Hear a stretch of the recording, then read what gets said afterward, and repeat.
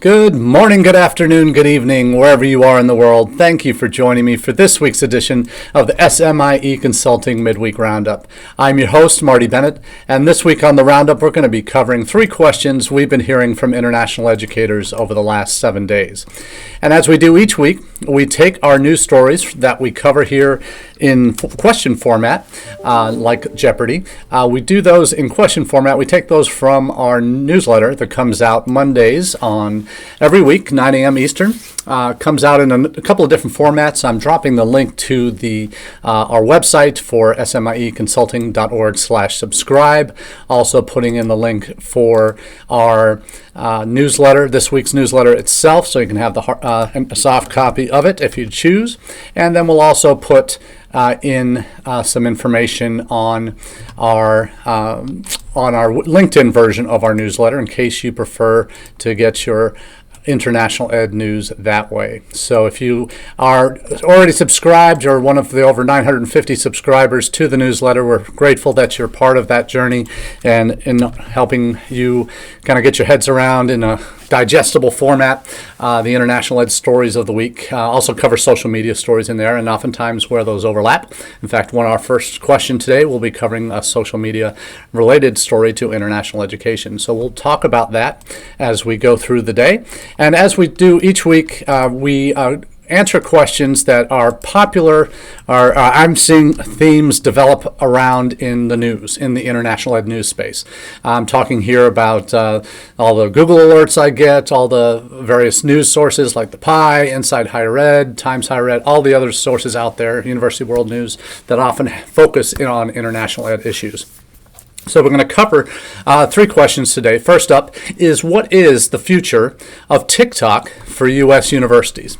Now, for many of us, TikTok is something that, that's what the kids are using these days.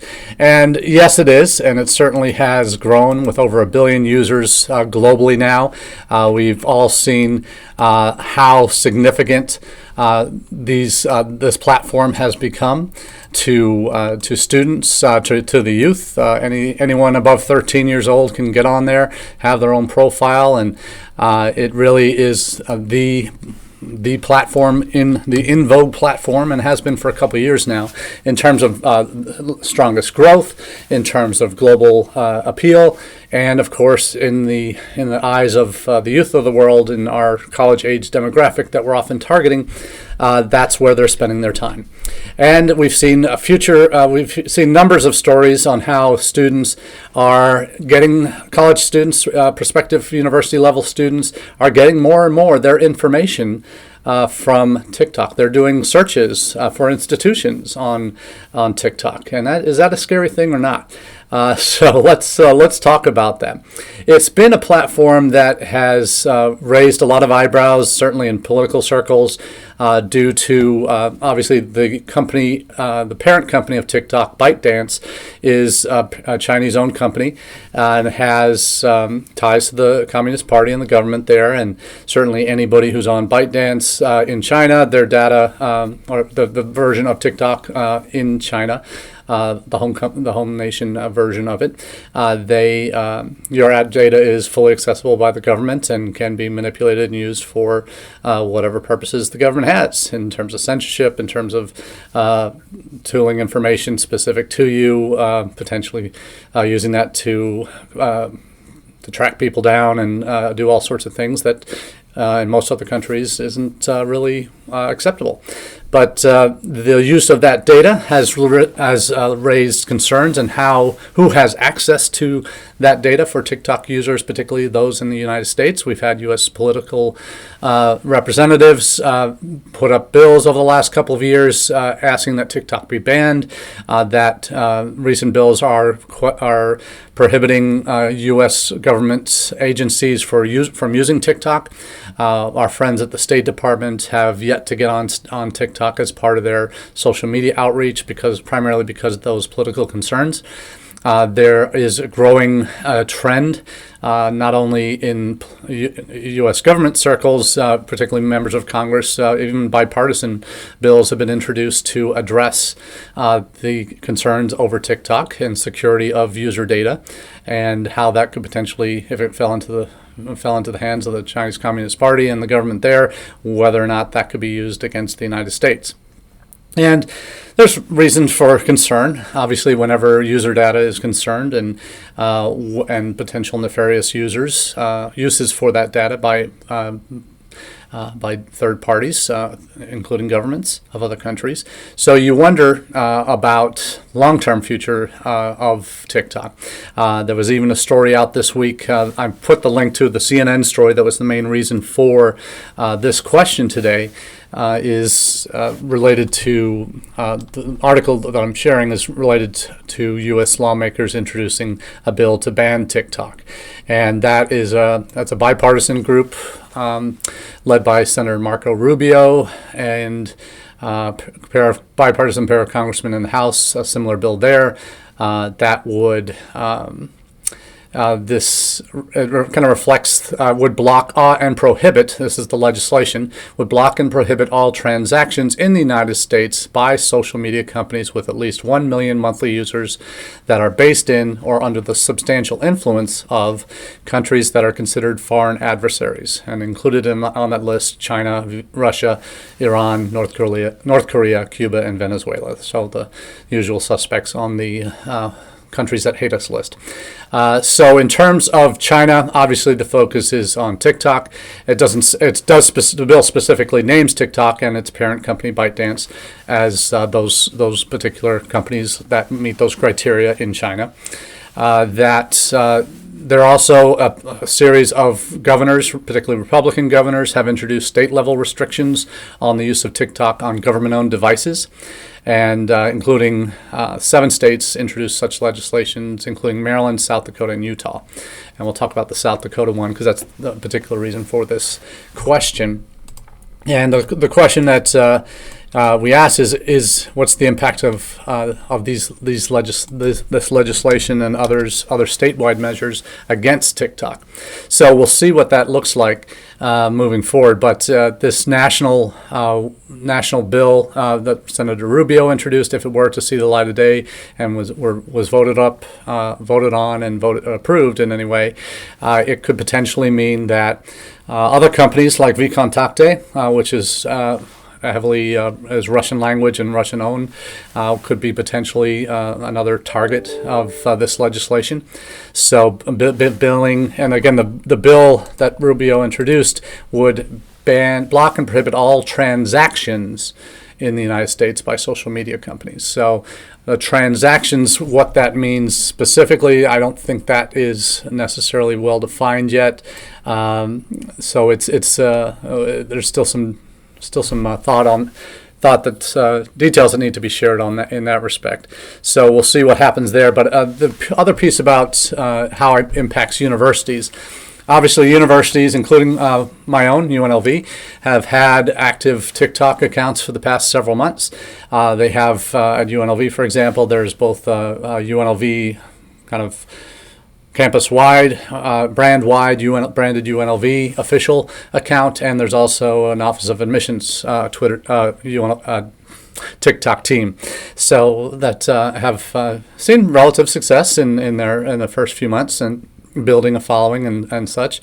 Certainly, there's a lot of interest that has been raised in terms of seeing TikTok as a useful platform to connect with current student or prospective students and to share with current students what some of the activities that are going on are, some of the thoughts of the day kind of stuff, interacting with campus officials, all of that. What one state is no longer able to do that for public institutions in that state, and that's South Dakota.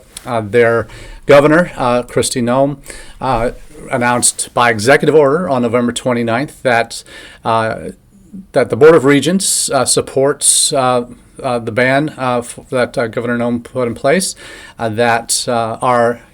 basically was presenting public institutions would have to delete, if they had any in South Dakota, would have to delete any TikTok accounts they currently operate. As the Board of Regents Director, Brian Maher said that they support the governor's ban, and our universities are not to use TikTok for university marketing and communications. So If this trend spreads, if it's going to be exclusively within red states, then that's one issue. But certainly, if that, I don't know if that's going to go nationwide. Certainly, any national legislation would supersede what individual states would do, or complement in this case. If anything were to be passed nationally, that would affect TikTok's ability to operate in the country, and that might make this executive order moot. If no longer operating in the country, then that would prevent, obviously, the universities from using it. So the question will remain, and there's another article I've just have tapped in for my newsletter next week that asks the question, is TikTok too big to ban? So we'll see whether that happens. But we do know that TikTok is not universally loved. Certainly in India, it's been banned for well over a year. And it is not accessible for people in that country who don't have VPNs to access. So this is a potential issue that could expand depending on what way the wind blows with politics in China. Certainly, there's that antagonism that exists between India and China over a number of different banned apps. TikTok's one of over several dozen that are banned by the Indian government from operating within India. So we'll see what this happens, but TikTok could potentially be an area that's certainly at the private university level. You probably, if you are on it, you'd probably still be able to do it. Unless there's a national ban on TikTok's ability to operate in the United States. So we'll see whether that's even possible. It's certainly raising the issue of data security and personal data and who has access to it, because that is really one of the concerns, whether folks in China and the government would have access to U.S. user data, potentially use it against us. So if that was a fear, so those are conversations that are happening in the halls of government, and ones we certainly need to be aware of. And that's kind of a tough place to start a conversation this week, but it's one that does require us to be a little bit more circumspect about our choices on social media. You always think about that, and what you post and when you post and how you post. We always talk about those kind of details for a social media strategy. But when it comes to selecting platforms, that's certainly one thing that you do want to focus on. And when it's information that is student focused, when it's providing information that would help them identify, what it could potentially produce is a vacuum where U.S. institutions that might have ordinarily started to use TikTok to reach out to prospective students would not have that ability, particularly internationally. That potentially puts our institutions at a disadvantage if that ever were to happen, where we wouldn't be able to use that platform in a recruiting space or a marketing and communication space.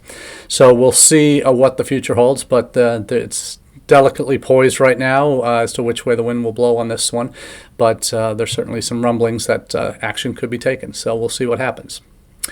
So let's move on to our second question of the day, and it is, what do new international student surveys tell us?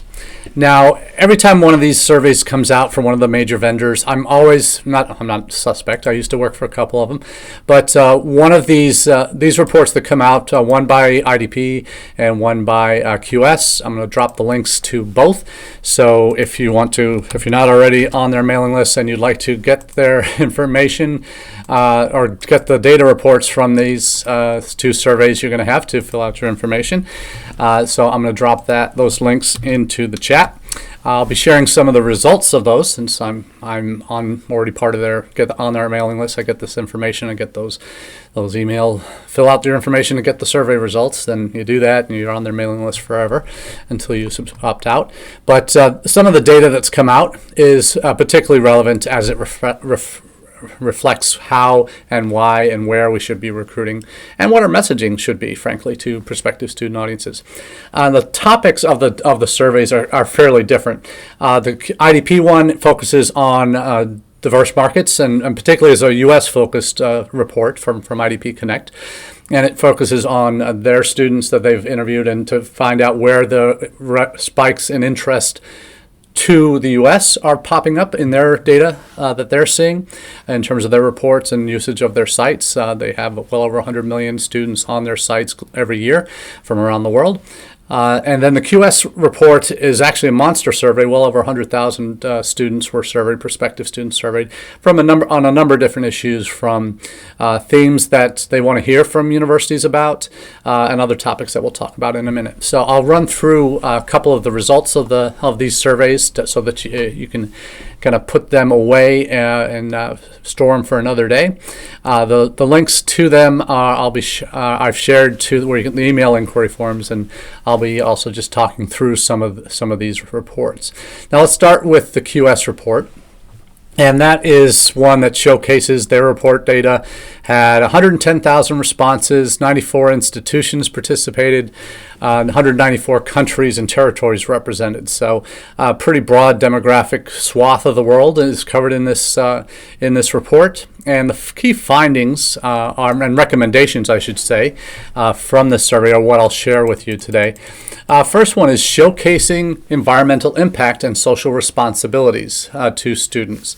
So the thought here is that universities can and should do more to demonstrate their commitment to environmental, social, and government strategies to students to show where you are related to, for example, divestment from companies that do business in China that are impacting Uyghur populations in Xinjiang province, for example. There's been divestment movements in the United States among board of directors across universities, particularly some of the elite privates. So we'll see if that's part of how you're showcasing your relevance in that area. If there's particular environmental measures that you've taken on campus in terms of recycling, in terms of carbon neutral emissions, carbon offsets for travel. If your institution is doing anything like that, that might be part of messaging you want to include to your prospective students, because they have these issues on their mind and they want to hear about that. Social responsibility issues, diversity issues, all of these things that are important in the minds of prospective students. There's increasing relevance from the survey data that QS produces that says that these might be good things for you to communicate directly to your prospects about what you're doing to address as an institution to address these societal issues. So a thought. Second is adopting a hybrid approach. And this is an interesting one because we know since the pandemic started in the U.S., there's been an exemption for international students enrolled in U.S. schools as F1 students to the traditional limit of one online class per academic term. That as long as there was at least one, for those that were already enrolled that had to go home, they could be enrolled fully online, that was allowed. There's also been that exemption that there at least be some hybrid elements to classes that they're taking, even into this academic year, 22-23. So those have been allowed by CIS and DHS by their as the mothership for all international student rights and privileges and requirements that is housed within the Department of Homeland Security. In terms of this thought, adopting a hybrid approach, the thought is universities should ensure that forms of online learning continue to be available to international students beyond the concerns and restrictions in place as a result of the pandemic. So that is what students are seeking, that kind of flexibility of programming. And the hope is that our immigration regulations, and particularly within DHS, catch up with this new reality that has affected all our campuses. We all know that that how education is done on campus, how classes are taught on campus, fundamentally changed during the pandemic. There was the initial rush where everything had to be done online, but then there was some soul searching and assessment of, is this the right way to continue to do large lecture classes for introduction, entry-level basic 101 classes in biology, chemistry, sciences, history, all those intro classes that typically have led to these large lecture halls and had already had issues with student learning and access and all of that. So we fundamentally changed that at UNLV's campus. Now well over 30% of our classes are either online or hybrid. I think that may even be closer to 40%. But the reality is, if the regulations aren't changed, whenever that grace period that we're in ends, and we go back to the existing regulations requirement of only one class online per term, we need to have either we'll get into a situation where degrees that have shifted entirely online will be inaccessible to international students without a change in the regulations or allowance for hybrid in most or all of their classes. That is going to be a bridge that if we have to cross that without the right answers for prospective students, that's going to be a bigger issue. But so this is one that students are asking about. They want this flexibility in their educational delivery and how they take classes. So whether institutions will be able to honor that is going to be dependent not on what they individually want to do, but whether the immigration regulations will allow them to do that after this grace period we're in expires without change in regulations. That third recommendation is that we should be continuing to diversify our student recruitment, that we should tailor recruitment strategies to meet the needs and expectations of different target markets. And this is something we talk about regularly here on the Roundup, how important it is to have different messaging for different markets and to be able to not have all your eggs in the India and China basket. And that's something that is going to be an important next step for many institutions that are looking to grow. Because India certainly shows no signs of slowing down. In fact, the growth that we're going to be seeing from India is going to be significant in the next few years, even at the undergraduate level. But what we don't know is where the next India or China is going to come from, and there isn't going to be one of those two. There isn't another one population-wise that's even going to come anywhere close to them. But there are other markets that have grown and significantly are growing, and we'll talk about that more in the IDP report. But that is something that we need to, when we need to be addressing markets, issues that are relevant to particular markets. Particularly in China, the safety question is going to be significant, and health safety and public safety is also are parts of that answer to the question that need to be addressed in all over in China and other countries. Now, a fourth recommendation is that we should be ensuring that we're connecting with all key influencers, and that means from this report that universities must not only communicate with the prospective student, but with other key players influential in the decision-making process. So obviously, parents are going to be key in this conversation. Having a parent strategy is important, and so that's reflected in some of the survey responses. But also something for if they have a college counselor. Or university, whoever university counselors that they might have that are helping them in their journey. So those are some of the top line recommendations from the QS data. And in terms of there's sections on how universities can do all of these things. For example, in the social and environmental responsibilities, 55% of students suggested that candidates believe a welcoming environment for international students is important to them when choosing a country to study. That 84% of candidates believes that universities are either very or somewhat environmentally friendly, so you want to show that some way or another. That 78% candidates think institutions could be doing more to protect the environment, and 63% agree it's extremely or very important for universities to provide support for mental well-being. So those are obviously key findings that we've seen reflected over the pandemic, particularly on the mental health side. We've seen how significant the challenges have been for students, not just international students, domestic students as well. Significant challenges that they've had with mental health as it reflects on their ability to continue to do well and attend classes and succeed in their chosen major and field. So some really solid data coming out of there, and just those good reminders for how we should be focusing our messaging in terms of prospective student recruitment. So that might be an area where you might be a little weak in, where you might not be focusing on environmental responsibility or social responsibility, what your institution has been doing. International students want to see that. I think domestic students want to see that too, how you're responding to the societal issues of the day. So are you doing it? And if not, it might be time to start including some messages specifically addressing those concerns, particularly at the inquiry stage, and get them excited about where you stand on these things, on these various issues. Now, let's shift gears to the IDP report, which is specific to the U.S. market, which is nice, obviously, for this audience that we're talking about here, our regular watchers of the Roundup or listeners to our podcast. You always want to know what are the new markets I need to be aware of, where should I be starting to focus some energy and effort on, and that's all relatively important information as international student recruitment and admissions folks need to be aware of. So, according to IQ Demand, and IQ Demand is sort of IDP's version of tracking their student interest in certain markets, certain majors that they get and see regularly on their site.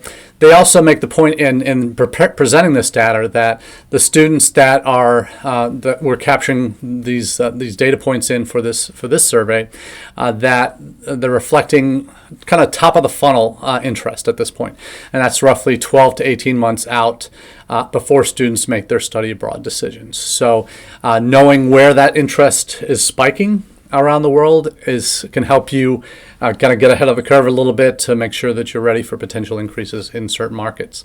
So, and potential areas that in the next year you want to be getting to for recruitment travel or in country representation, whichever way you choose to make your recruitment dreams happen. But what they have is a top 10 list of countries that had the most demand for the U.S. in the August-September period this past fall. Brazil was number one, 13% up.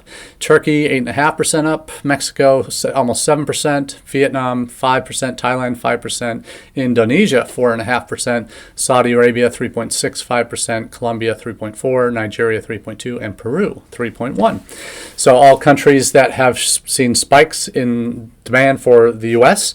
On the IDP sites, and again, 100 million students around the world are using IDP sites every year. So that's a good starting point there for where the demand is for U.S. higher education in terms of interest in studying abroad, studying here. So Brazil kind of obviously jumps off the page. That's the highest growth rate there at 13%. So many of us are already beginning to focus on Latin America, and that is important area, particularly for my institution in the southwest of the United States, with huge Hispanic populations already in the area. A lot of immigrant history from from Latin America to us. So that's been an area that we're going to be developing significant relationships on. We have focused on virtual fairs for the last year and a half in Latin America as our primary tool. We've attended a couple of conferences, particularly the Education USA Regional Forum for the Western Hemisphere, to connect with advisors there, many of which, in particularly Brazil, are also working at universities, so they have dual roles there. So we're going to be investing heavily in that country, also Mexico with a Mexican version of NAFSA that we attended in October. So that's a focus for us, and probably is Latin America for a number of other colleagues that are watching this or listening on repeat.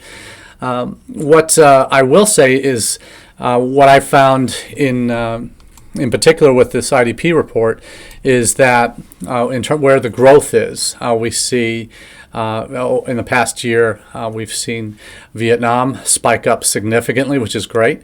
Enrollments from Vietnam and the UAE grew by 75 and 60% respectively through IDP. That's IDP enrollments at U.S. institutions.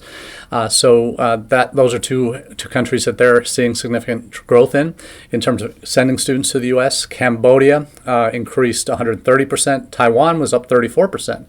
And Bangladesh 16% in terms of where placements have happened in the last year from IDP. So those are the markets where they're seeing the biggest growth right now from IDP. If you're an IDP client, we are at UNLV. We're already starting to see applications coming from very, very much the same list of countries. So excited to see where that growth takes us in the coming year. But a lot of exciting opportunities to expand where we go and how we get in front of these students. The subjects that they're studying, the IDP students that they're seeing, they've seen consistent growth in the typical STEM fields, in computer, math, science, and engineering and technology, and applied and pure sciences are usually the top three of the top four. They've also seen significant jumps, 86% jump in business interest, business and administrative studies. So interesting shift in non-STEM fields, being actually the largest highest growth area in this past year for IDP has been in business areas, 86% growth versus only 16% growth for computer and math science. So that is interesting to see where that trend will lead. But some really good data in both of these reports. So I certainly encourage you, if you're not averse to getting on mailing lists and getting useful data that you can then use to help shape your communication strategies, you're going to get a lot of solid data out of this. So definitely check them out. The last topic I'll cover today, as we're getting close to time, is one that is important in terms of an issue that's affecting students in various countries around the world. In Australia, we're sharing a story now that from Western Australia, where the state government is actually going to be paying homeowners in the state to house international students. They're going to pay them just under $300 a week to house international students because the housing shortage is so bad in Western Australia. And it's not, I think they're not the only part of Australia that's suffering under housing shortage. But we can also go to cap. There's even talk in the UK of calls to cap student numbers. We all know that UK came out of the pandemic probably better than any other country in terms of numbers. That has also led to significant housing issues in the last year and even again into this fall that are now realizing that maybe we can't grow much more. There's calls to cap student numbers as UK housing crisis continues. Now the cap is coming not from this particular call for a cap is coming not from the government, Sunak government, that wants to limit students coming for graduate degree or master's and doctoral programs with all their dependents and spouses with them, and then if that impacting net migration numbers, that's not that cap, or caps aren't being called for that group. With this article, it's actually about caps because there simply isn't the housing to help all of these students, international students that now want to come. So there are, in reality, a lot of physical limitations to what institutions can and can't do. And the solution in Western Australia is pretty significant, that the government is actually funding the housing for these students, and the government's going to pay for that. The state government's going to pay for that. So we'll be interested to see if how housing shortages are dealt with on other campuses. We're going to, with our growth plans at UNLV, we will be facing a significant housing challenge in the coming years if we don't build, renovate old buildings and convert them, buy properties and renovate for housing. That's going to be an issue for us. And any institution around the country that's looking to grow will probably be facing similar challenges. So we'll see where this all takes us in the coming years. But I appreciate everybody joining in today for the Midweek Roundup. And do tune in again next time. We will be having a separate Midweek Roundup on the 28th. So if you're home watching or at work next week, I'll be there to keep you company on Wednesday, 1 p.m. Eastern Time. So thanks everybody for joining, and do have a great rest of your day. Cheers.